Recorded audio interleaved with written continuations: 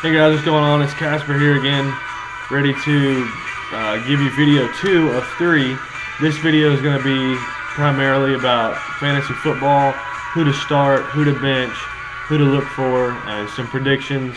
Once again, if you have any feedback, if you have any questions, comments, suggestions, or if you just want to argue some fantasy football, I'm always down. So let's just jump right into it with some people who to look for. If you can, start them. If they're in the free agency, pick them up. Let's start with who I would start. Rashard Mendenhall or Willie Parker, who was just announced today that he will be playing against Cleveland, coming back off that injury. Rashard Mendenhall played Detroit last week. He went 15 for 77 yards and 1 touchdown. Detroit has a decent run defense. It's not the best, obviously, but Jim Schwartz, the new head coach for Detroit, was a defensive coordinator in Tennessee last year, and we remember, we can see the drastic change in Tennessee's defense, which is kind of a little off topic, but at the same time, it comes back to reflect how Detroit's defense has changed this year. So, and Rashard Mendenhall still had a decent game against Detroit last week. And this week, he's playing against the number 32 ranked rush defense, which is the worst defense, the worst rushing defense in the league in Cleveland. So whether it's Rashard Mendenhall or Willie Parker, I expect Rashard Mendenhall to get more reps so they don't further injure Willie Parker. But either one should have a really good game against the very struggling team of Cleveland. Another player, if you can, pick him up. If you haven't, if you're not starting him, start him. Braylon Edwards against Buffalo. I was a little skeptical to see how he would do for New York this past week.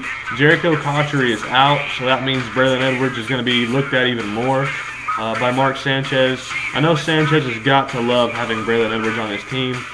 Edwards has got to be happy to be out of Cleveland. Now he's got an offensive line that can block for a quarterback who can actually get him the ball. And he's showing that he's still a really good wide receiver in this league. And he's playing Buffalo this week. Against Miami, he had 5 catches for 64 yards and a touchdown.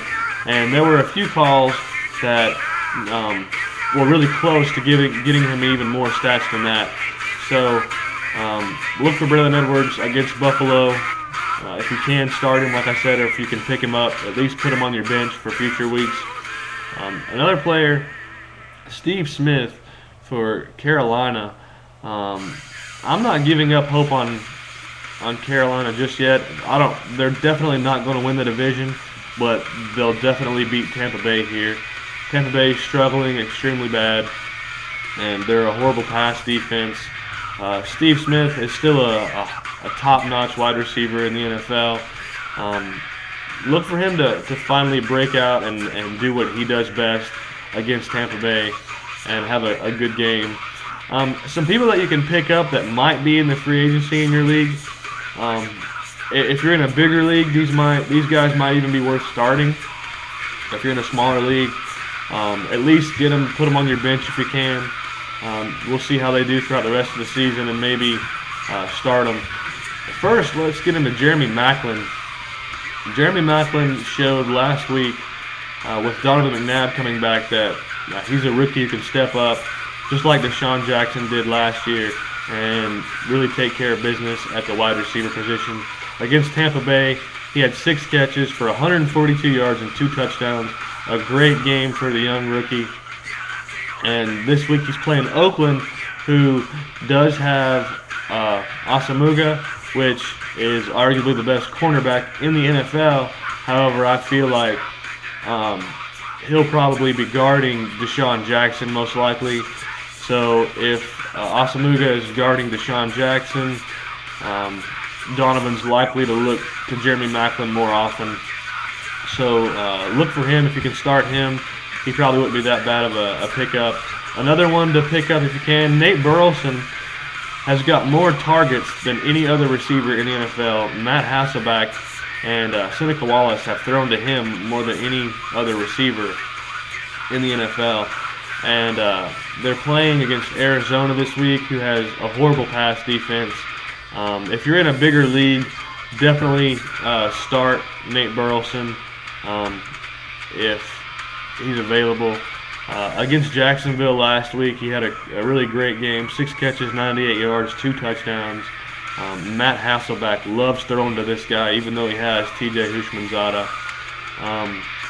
He's playing, like I said, at Arizona this week, and you can't let T.J. Houshmandzadeh do his own thing.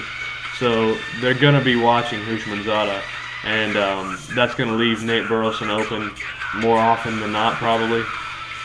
And he's a great pickup. If you want to check out somebody else that might not be owned, he's owned in my league, but he wasn't started this past week. He still had a pretty good game. No Sean Marino, the rookie out of Georgia. In a bigger league, or if you're in a league where you can start 2 running backs, he'd be great to pick up and start if you have somebody on the bye week that you need to replace. Against New England last week, he got the ball 21 times for 88 yards. I know New England's defense is not what it was last year. You know, Gerard Mayo's out. They're bringing Junior Seau back, but I digress. I'm getting off topic. This week, no Sean Marino's playing San Diego, who is also struggling as far as their rush defense goes. Sean Merriman's not what he was, and if no Sean can get more touches, get the ball more, he'll definitely come out and be a top-notch running back for Denver, who is playing excellent football right now.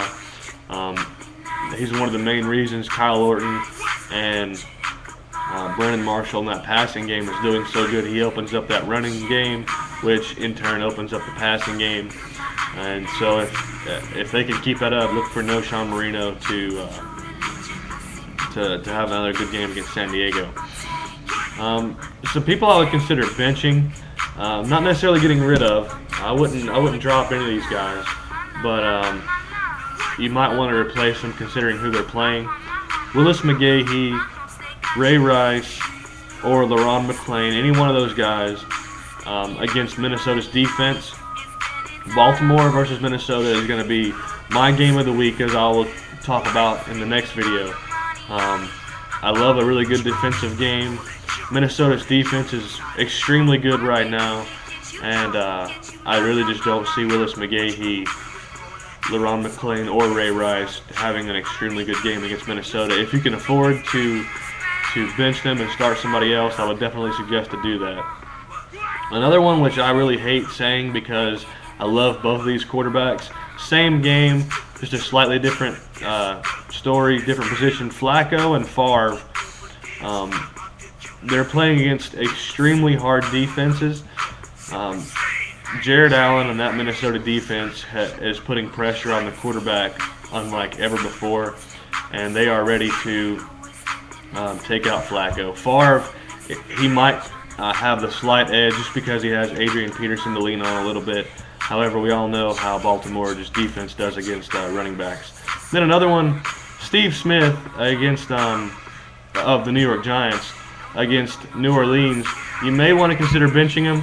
He had a good game against Oakland last week, considering Oakland has Asamuga, but he had 3 catches for 70 yards, which isn't that bad. But he's playing New Orleans this week, who has Darren Sharper and an amazing secondary. So if you can't afford to replace him, I would do that if I were you. Then some real quick predictions on who is going to do really good. Tom Brady, Randy Moss against that weak secondary and Tennessee's defense should have a field day. Like I said a minute ago, Rashard Mendenhall or Willie Parker versus that 32-ranked rush defense in Cleveland. Donovan McNabb and his receivers, Jeremy Maclin and Deshaun Jackson against the Raiders. The Raiders have a pretty good pass defense in Asamuga. However, Asamuga can't be everywhere. And he plays cornerback, so he can only guard one person at a time, which is going to leave somebody else open. Then Pittsburgh's defense against Cleveland's offense. Cleveland just lost Braylon Edwards, struggles at quarterback and running back. It's going to be a rough day for Cleveland. Pittsburgh should have that game. And then Maurice Jones-Drew, look for him to bounce back against St. Louis from that disappointing week last week. My next video is going to be my predictions for NFL Week 6. Leave me your feedback. I look forward to it. See ya.